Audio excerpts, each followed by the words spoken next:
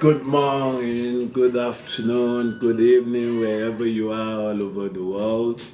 I just want to touch on a very important and very sensitive topic today. It's all about marriage. And if it's very interesting topic, a lot of people shy away from me. But I just want to share from my own experience. I've been married for like 25 years. I caught my wife for 5 years before we got married. And I remember immediately, if you asked me before I got married, what was my opinion about marriage? I'm a very masculine, I'm somebody that thinks a man should do everything. I had in my head that I was going to provide everything, do everything. My wife was going to be there. I won't touch the salary, take care of the kids.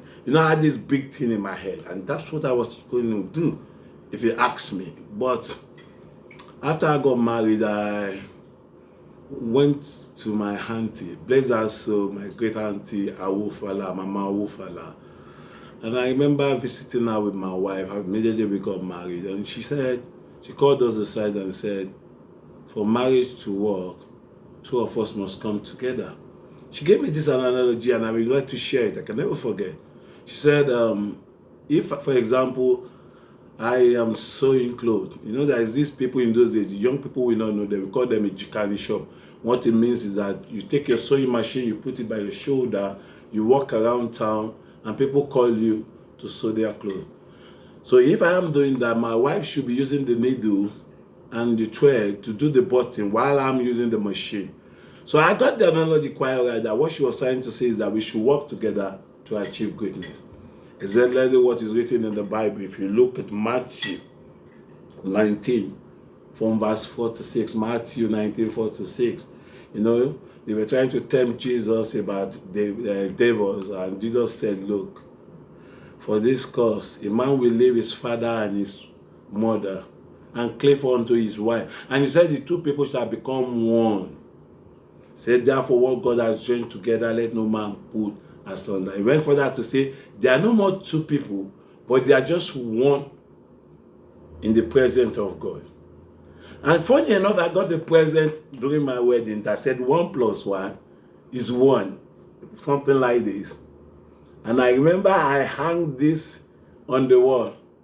And maybe a few days or weeks after, a young man walked into the house and said, Uncle Jide, that's not right. Mathematically, it's wrong. I tried to explain, but for his age, I knew he was still in secondary school and I didn't want to mess him. I said, yeah, you are right. Mathematically, it's wrong. But when it comes to marriage, so my point there is that marriage is not for children. That's number one point I noticed.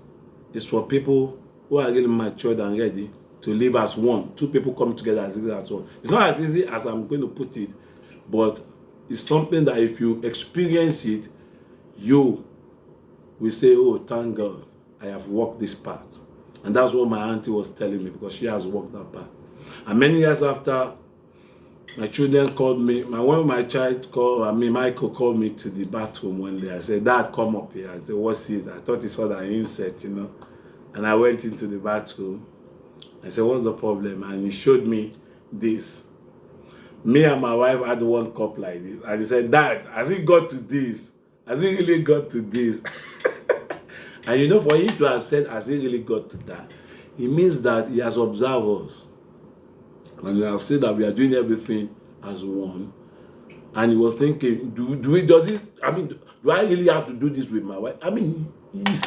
It's a stage you will get to in life that you can't even really explain how did we get this far. But something that you start, it's a journey of 1,000 miles, you start with a step. You just start with a step. Amos 3:3 says, can two people work together except they agree? It's all about working together and agreeing on everything. Not only finance, how to train the children, what the home fund should look like, everything you agree. You don't take unilateral decision. It may not be as simple as I'm putting it, but I'm telling you, if you walk that path, you will enjoy it and you will find the grace to want to tell people to walk that path. It's only that there are so many reasons people will say, oh no, it doesn't work for me. But for those who have worked for, like my auntie Awofola, and I even remember that, I'm going to end quickly, when she died, I was at her burial. And you know what the presiding bishop said? He said, how could this woman, keep this fine man. If you know Chief Awofala, handsome, very rich, to himself all these years. And I almost raised up my hand to say, I know what she did. And because she trained us, she walked the path, she led the path. To the point that she died, there's just one, my auntie and the husband. That's all. And they are wonderful children. And my point about this is for the young ones that are coming, that look, marriage is a very, very great institute ordained by God. And if you desire to walk that path, you have to let go of everything you are and walk as one. He said that they may be one. Spiritually, physically, mentally. I end by saying, I pray that this message helps someone out there. And I haven't said that. I always end with my video, stay out of trouble. Because when the blessing comes, when you do well in marriage, it is both of you that will enjoy it. If you are out of what? Trouble. I'm in Toronto on holiday. This is the most time I have to do my video. So stay blessed. Take care.